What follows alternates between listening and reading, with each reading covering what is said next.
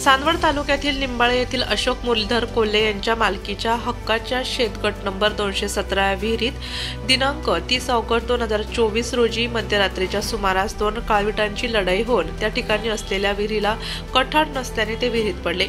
सकाळी विहिरीवर शेतकरी मोटार चालू करण्यासाठी गेला असता त्यास विहिरीत 2 काळवीट मृत्यू अवस्थेत दिसल्याने त्याने निंबाळ येथील सरपंच नंदू चौधरी यांना कळवले। यावरून सरपंच नंदू चौधरी यांनी चांदवड वन विभागाशी संपर्क फोनद्वारे केला असता तत्काळ वनपरिक्षेत्र अधिकारी वाघमारे यांच्या मार्गदर्शनाखाली वनपरिक्षेत्र मंडळ अधिकारी प्रकाश सोमवंशी, वनरक्षक पूनम साळवे, सुदर्शन खिल्लारी, वनसेवक भरत वाघ, वाल्मिक कुवर, वाहन चालक अशोक शिंदे, सर्पमित्र मुन्ना गोसावी, सौलीना सोमवंशी यांनी घटनास्थळी जाऊन पंचनामा केला।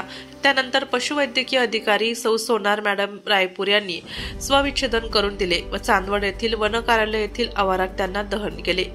या संदर्भात वन परिक्षेत्र मंडळ अधिकारी प्रकाश सोमवंशी यांनी अधिक माहिती दिली। बीपीपी सोमवंशी, वनपाल चांदवड।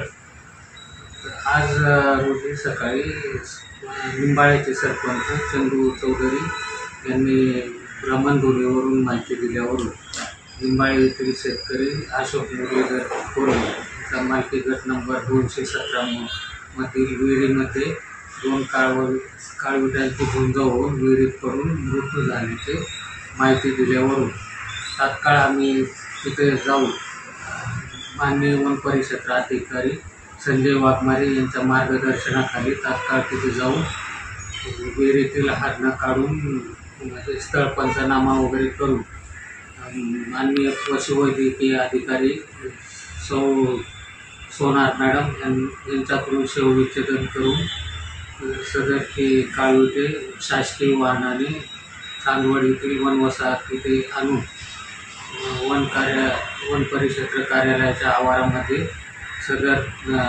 काळविटांचे दहन करून शासकीय इतमात दहन केले।